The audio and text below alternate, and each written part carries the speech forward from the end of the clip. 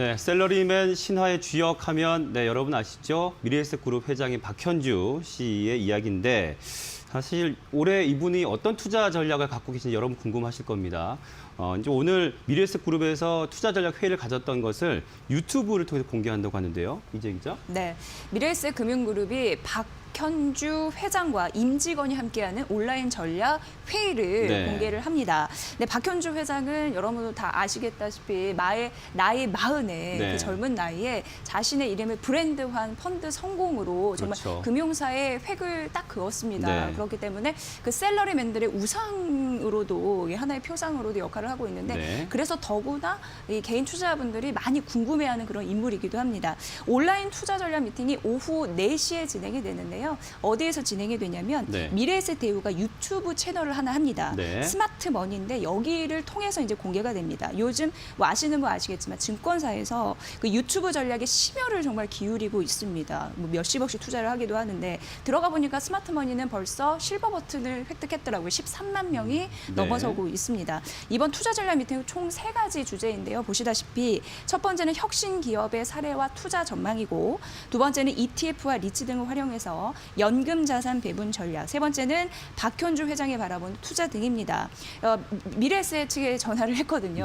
미리 좀 알려달라. 우리 저기 뉴스팀에 좀 보도록 하겠다는데 극구 안 된다고, 비밀이라고. 그러니까 더 보고 싶더라고요. 한번 4시에 한번 봐야 될 것 같다는 생각을 해봤고요. 본격적으로 이제 머니 무브 시대를 맞아서 투자자분들이 어떻게 투자를 해야 될지 굉장히 고민인 거를 알고 있는 듯 준비를 한다라고 얘기를 했고 앞으로 박현주 회장이 어떤 투자 전략을 갖고 시청자분들을 뭐 이렇게 또 함께 이렇게 포섭을 할 수 있을지 그런 전략도 눈여겨 보여진다라는 또 시장의 그런 관심도 있었습니다.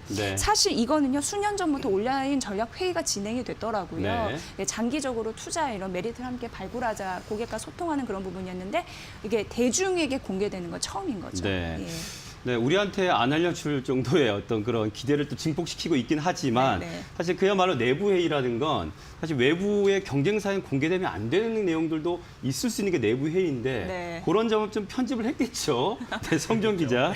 왜 도대체 이런 이벤트를 한 건지가 궁금해요. 네, 일단 뭐 한마디로 정리하면 디지털 마케팅 차원이다 이렇게 정리를 할 수가 있겠고 지금 뭐 다들 아시겠지만 비대면 시대를 맞아서 여러 가지 이제 새로운 시도들 새로운 혁신들이 나오고 있는데 증권사 같은 경우는 또 코로나 시대에 많은 개인 투자자들이 주식시장에 참여하면서 이런 분들을 위한 여러 가지 정보도 제공하고 있고 하면서 이제 이런 유튜브 같은 그런 온라인 플랫폼들을 많이 활용을 하고 있습니다.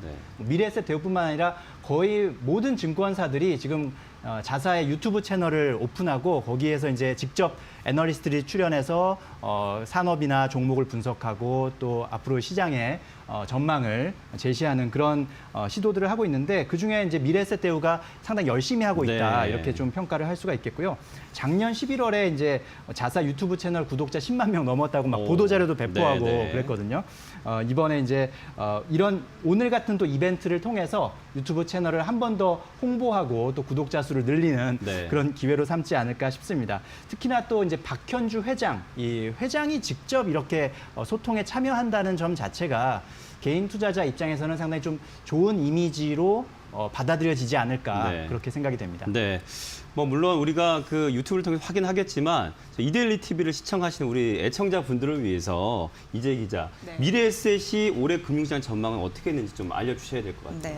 이거는 뭐 하나의 예고편이 될 수도 있겠는데 그동안 이제 미래에셋 대우에서 이어왔던 하나의 그냥 금융시장 전반에 대한 그런 예측이다라고 보시면 됩니다. 올해 글로벌 시장이나 국내 증시는 강세 기조를 이어갈 것이다. 이 기조는 변함이 없었습니다. 왜냐하면 코로나 국면 때문에 경기가 안 좋잖아요. 어떻게든 이것을 살리기 위해서 노력을 할 것이다라고 보내어지는 거고 그래서 금융시장에서는 경기를 어떻게든 살리려고 회복하려고 하는 노력이 있기 때문에 이 믿음이 강하다라는 부분에서 시장은 추가적으로 오를 만한 그런 여건을 마련될 것이다라는 믿음이 있고요. 그리고 팬데믹 상황이 악화되더라도 현재 경제 지표들이 그다지 나쁘지 않은 모습을 보여주고 있다고 합니다. 또 이런 쪽으로 작년 이제 유동성 장세였으면 올해 같은 경우에는 이제 실적 장세로 이제 유입이 되고 있는 부분. 부분이고요. 또 올해 기업 이익이 작년 대비해서 큰 폭으로 증가할 것이다. 이런 예측도 있었습니다. 네. 자, 미래에셋 올해 금융시장에 대한 전망이 궁금했었는데 그래서 미래에셋 대우 글로벌 자산 배분팀의 박희찬 이사의 얘기를 저희가 인터뷰했거든요. 직접 한번 들어보시죠. 미국의 FRB 또는 유럽의 ECB 등에서 계속해서 유동성과 관련된 변함없는 정책 기조를 유지할 것으로 예상이 되고 있습니다. 증시 가격 부담 이런 얘기 좀 나오긴 합니다만 그럼에도 불구하고 조정에 대한 압박보다는 조금 더 강세가 이어지는 방향을 보고 있고요.